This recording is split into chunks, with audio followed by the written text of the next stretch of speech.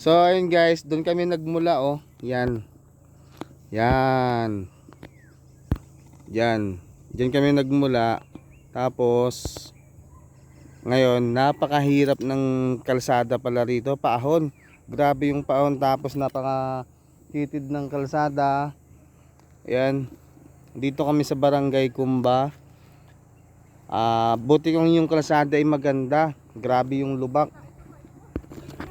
Ayan, dyan kami nagmula. Ayan oh, kita nyo naman yung kalsada. Grabe, ang hirap.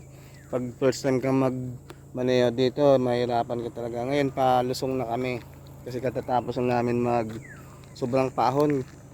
Talagang yung ano, yung nadaanan mo, mga lubak-lubak pa. Yan, papunta kami ngayon ng Barangay Kumba, kasal ng pinsan ko. Yan, palusong na kami. Medyo nagpahinga muna kami dito.